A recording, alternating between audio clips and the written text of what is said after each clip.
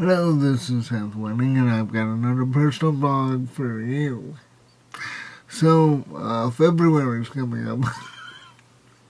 I'm sure you already know, and my girlfriend Janelle has agreed to talk about disabilities in dating because I can talk to you about disability in dating, but it's just an interesting thing for you, the audience, to get it from her perspective. Now, I was watching a video on Stuff Mom Never Told You. Her name is Kristen. She's really good, and you should check that out.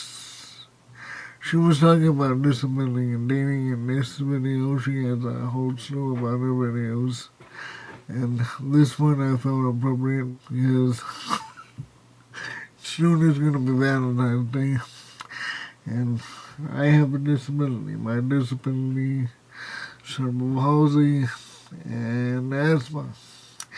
And so if you hear me coughing, that's my asthma. And if you're reading the subtitle, that's my cerebral palsy.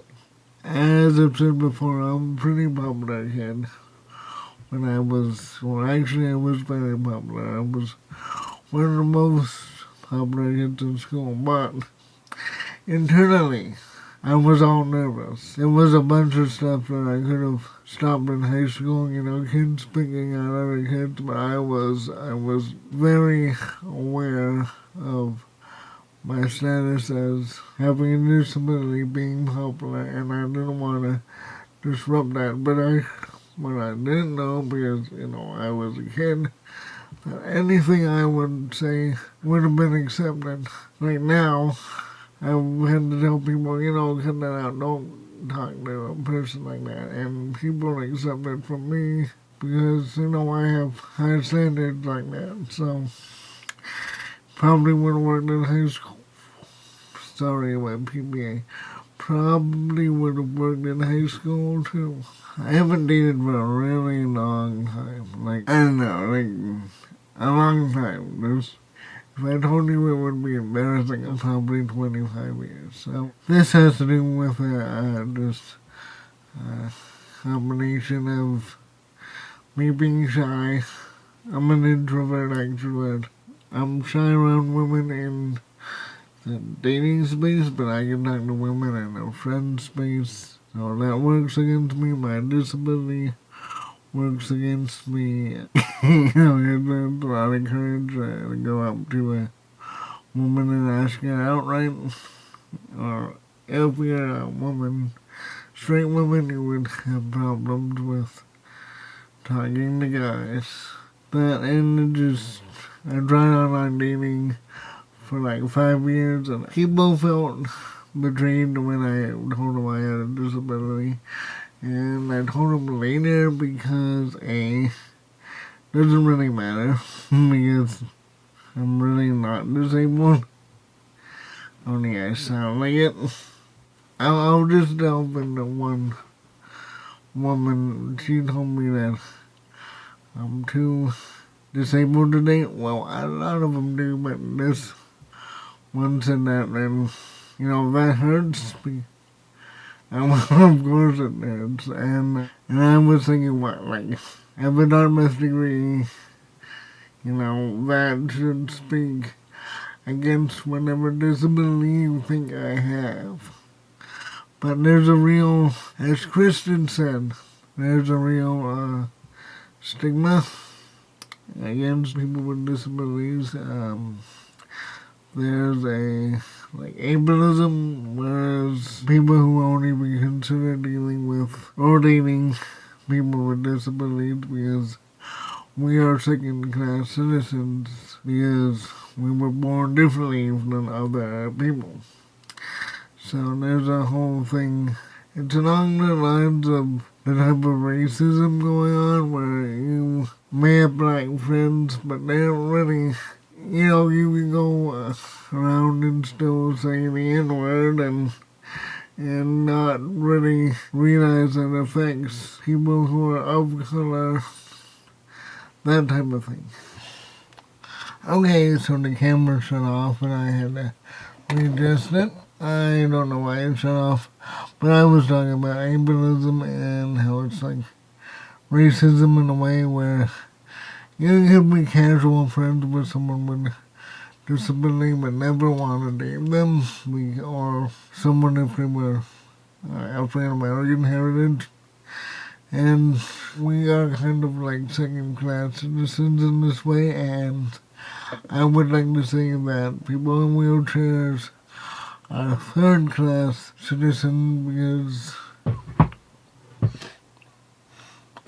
and I've heard stories from people like Keith Jones that say that his wife is in a wheelchair, and people just look at him like, why are you dating in a wheelchair? And that's really, really cruel. I went back again. I think that that card just got corrupted. I'm gonna have to reformat it. So going on. So Keith Jones, who has a wheelchair, he's a disability diversity presenter. His wife is a non-disabled person, and when he's with his wife walking down the street, they get strange looks like, why are you dating you in a wheelchair? And that's like saying, you're black, why are you using a white water fountain? You know, people have the right to date. People have the right to date whomever they want, and it's just time to talk about people with disabilities and dating, because let's face it, every one of us will be disabled at some point in time in the future. Maybe we'll get diabetes, maybe I'll get diabetes, maybe you'll suffer a fall or some debilitating car accident, but everyone's gonna be disabled someday. It's not, if, it's when. So the faster we can clear this up and make it possible for people of different abilities to date, the better it is. And it's not about rejection, it's about a certain kind of rejection that's kind of like racism. Well, actually, it's a lot like racism. But I've seen if you persevere, you can get what you want with a really nice person coming out the other side. And then there's hope, and just don't keep on going, keep on talking to people, and try not to get better. That's primarily the only advice I can really give.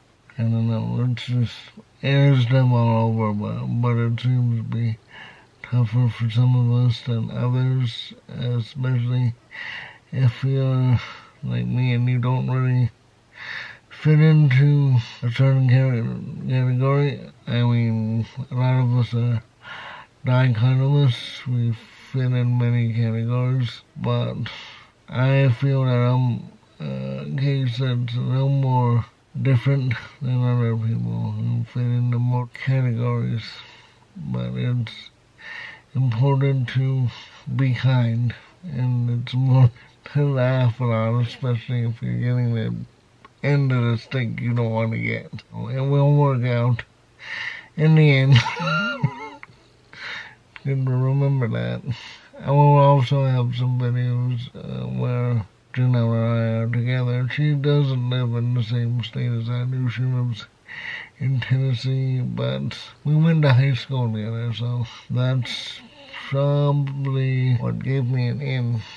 Sometimes it helps to have an in, because the way our society and many other societies deal with disabilities is not, well, it needs to change. Needs to get better for a lot of people, not just me. I have it really well.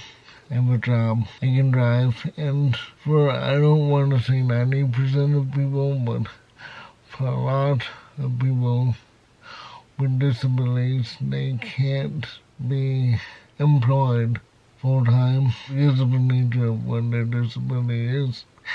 And they can't drive. They only can take public transportation or rides from friends, and that really is hard. I've trained people on the bus. It's just, you can get around, but it's severely limiting, especially where I live, where the bus doesn't run on weekends when you would have all your dates. Let's meet Saturday at the movies. Oh, I can't. And I don't know. I think I'm gonna specifically do a vlog on online dating because it's the way people are meeting their mates, and this is yet another stumbling block for people with disabilities. Not a lot of us have a computer or internet or have the skills or knowledge to use a computer, and I'm lucky that I do. I can edit videos and do a lot more than the average person with a computer. But there's a lot of people with disabilities who can't type. Like, how do you communicate with someone on Facebook Messenger if you can't type? It's just another gateway that bars some people. And right now I'm having tinnitus. I forget that's weird. Sometimes I have it, most times I don't. Sometimes, this is off topic, but sometimes when you have tinnitus, it means you're having a stroke. I don't think I'm having a stroke because I don't have any numbness in my hands or any other side, and then it went away. But used to have been since high school. But just remember that if you have a ringing in the ear, it could be a stroke, and you might want to check that out. Anyway, one of my parents' friends had a stroke, and he had a ringing in the ear before it happened. Because of his stroke, he's very much more limited in what he can do now than before a stroke. And that's because he didn't realize it was a stroke. That's why I'm telling you, because I want you to be able to do what you do for as long as you can. And I guess I'll do a video on a stroke because having knowledge of strokes helped me save one of my parents' other friends. And right now he's doing pretty good for having a stroke, but I hate it when it sounds like I'm ringing my own bell. But anyway, I want you to have a good week. I want you to have a happy end of January. I want you to have an excellent February. See ya.